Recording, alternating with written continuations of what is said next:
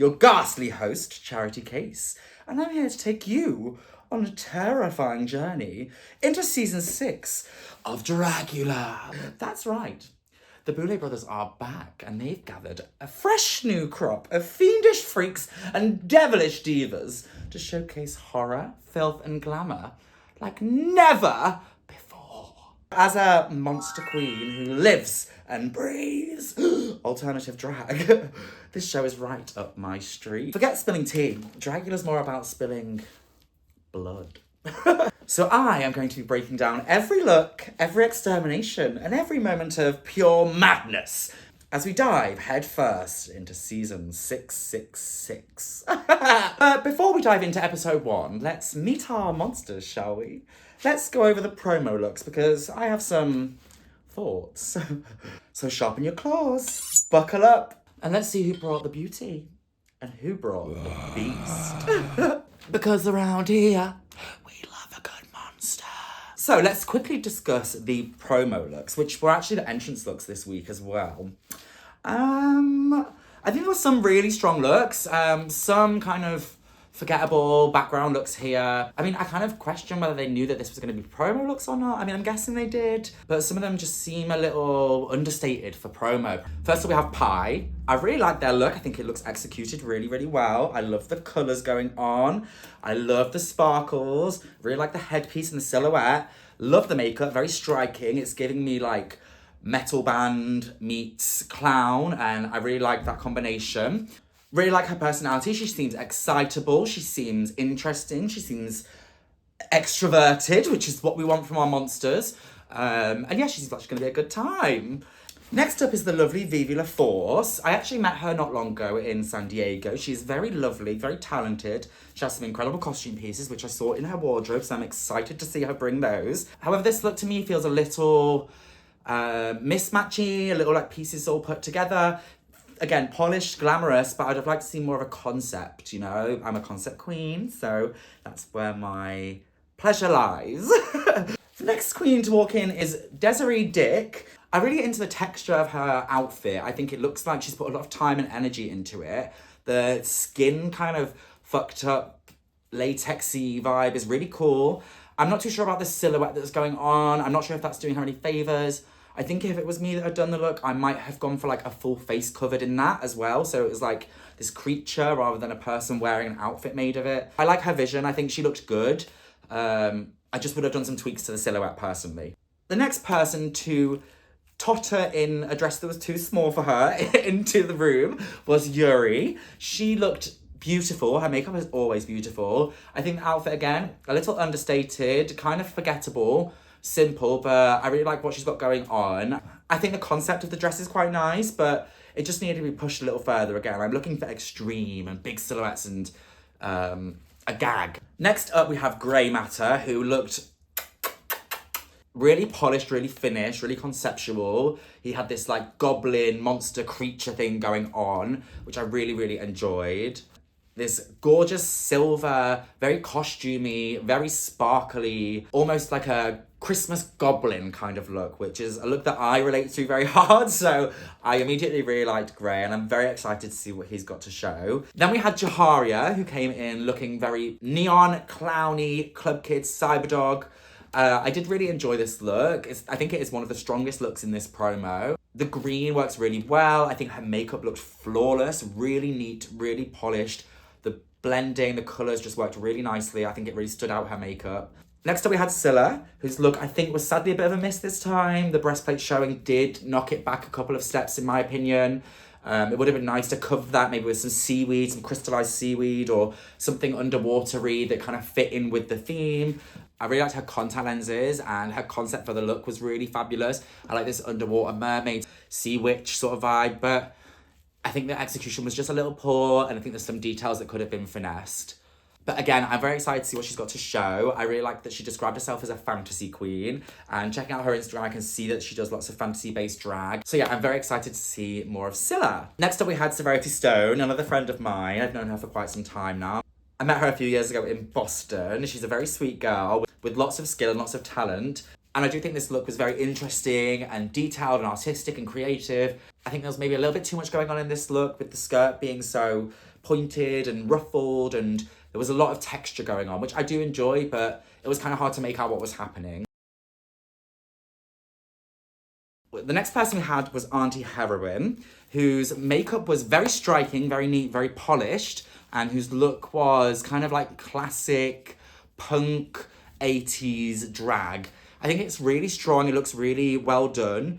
It just kind of feels a bit rehashed to me. It feels like a look that I've seen before, but I wasn't too keen on her dress. I think that the spider print fabric and the rubber, the PVC, it just gave me like a fancy dress Halloween party aesthetic, but she's clearly got a lot of talent, and I think she was very funny. So I'm excited to see her entertain some more. Next up was Asia Consent. I love the body reveal. I think it's fabulous to show it off. She obviously looked incredible, physically amazing. Like, why did she have her wig stolen? No one else had theirs stolen. Like that seems a little unfair to me. She walked in there then looking like unprepared, and all the girls pointed it out, and yeah, I didn't quite understand why they stole her wig and no one else's things. But anyway, moving on from that, I think she handled the situation well. She did what she could. I wasn't a fan of her look, sadly. The makeup was flawless, like absolutely beautiful. It just kind of felt a bit unfinished from the neck down. I would have put some jewelry onto it, or maybe some metalware, or just some accessories. I think there needed to be something rather than it just being paint on her skin. Next up we had Aurora, who walked in looking absolutely beautiful, if a little predictable. I like her in her confessionals, I like her attitude, but I do think that her drag seems to be a little polished for the filth that we need to see on Dragula. So I'm excited to see her like loosen that up a little bit and show some raw, guttural energy, you know? I did really like her red hooded glamorous cape moment. I think it did look very nice. It was just a bit watershed for me, you know, a bit before the watershed hour. And like, we're watching Dragula for a reason, because we want to see some filth and some horror. Next up we had Majesty. We've seen Majesty before on Dragula. Majesty's also very sweet. We've supported each other online for a long time. And I'm really excited to see them come back and showcase more of their skills. This look, however, was a bit of a flop to me. The hair stood out to me as being wrong. I didn't like the wig. I think I would have maybe done like cones of hair stuck to a ball cap, or just something a little more interesting. It wasn't punk enough for me. It looked too Cynthia from the Rugrats. However, I did like the accessories she was wearing and the way she put her outfit together, and we all know what she's capable of, so let's see what she's got to bring. I love Majesty's confessional look. It's very tattoo, all the things she said, lesbian, punk vibes, and I'm very here for that. Okay, that was my quick lowdown on the promos. Now on to the runway. First up, we had Grey Matter. Grey Matter was wearing this incredible sort of Cenobite futuristic, cyber, punk, body mod, finessed look that was... It blew me away. I could not stop looking at this. I think this was a treat for the eyes. All the details looked perfectly executed. The makeup was flawless. I think Grey was very clever about the way that he attached their head to the face with the prosthetics. And yeah, I was very, very impressed by this look. Basically, no notes at all. Now, onto Asia Consent. What do we even say about this? This was just impeccable. Just impeccable. The design, the silhouette. There is so much going on in this look in the best possible way ever. I'm a person who loves details and who loves extra, extra, extra. More is more for me. So this did everything that I needed it to do for me. I love the bin bags on the bottom. Love the bum reveal with the gag. Love the brain or whatever it was that was popping out of the big hat on top of the head. Love the movement. Again, top level drag. This is... My one note for Asia Consent was that I think I would have worn a checker print glove with a nail, or just some sort of hand cover, some sort of hand detail. The skin on the body felt like a different colour to the hands. I think we're painted white, so they matched the hat, matched the skin. That was the only tiny little niggly, and like, not even worth mentioning. The look was so good. But I'm a fussy bitch. Now, next up was Jaharia, who did us this Creature from the Black Lagoon moment. I really, really love this bodysuit. It's something that I would wear instantly. I think it's really well done. And maybe it looks a little too clean and polished for me. I would have liked some filth on there. Maybe some dirty seaweed could have added. Some like mold, or some like dead starfish, or just something a bit more grungy and gross from the bottom of the sea. I think the silhouette of the costume was brilliant. The makeup, again, was nice to see a big change. I think Jaharia could have pushed that illusion a little bit more if they'd taken the bodysuit over the nose even, you know? Next up was Auntie Heroin, who was coming as Audrey 2 from the Little Shop of Horrors. I really liked the little pot that she stood in at first, and I thought this look was, again, really finessed beautifully. The stones, the details were amazing. Clearly she's got a lot of experience and she's clearly got a very good eye and very good commitment to looking glamorous and polished. I'd have liked to have seen some like wire with some leaves hanging off, so just to give it some more movement, some bounce around the head. But overall, this was, again, so flawlessly finished, so beautiful. Like, there are so many gorgeous looks here that are really impressive. Overall, Auntie Heroin, stunning, polished, drag look. Next up, we had Pie, who was dressed as the Sandworm from Beetlejuice. Very timely, very, very timely, and very, very well executed again. This bitch can clearly sew. I think this costume looked polished, very, very polished. Again, as they said on the show, I would have liked there to have been something going on. Maybe she could have pulled some worms out of somewhere and eaten them, or there could have just been something, some sort of gag happening. However, the execution of the costume showed a level of polish that I think was just so impressive. Working with like PVC material is not easy, and she'd sewn it into stripes and then into this costume and then stuffed it, and it looked like it fit perfectly. I really enjoyed that. Next up to the stage was Vivi, whose look was striking from far away. I really enjoyed the size of the spikes that she'd gone for this look. She was doing a Hellraiser thing, and all of the spikes that she had on her body were amazing, and the accessories and stuff.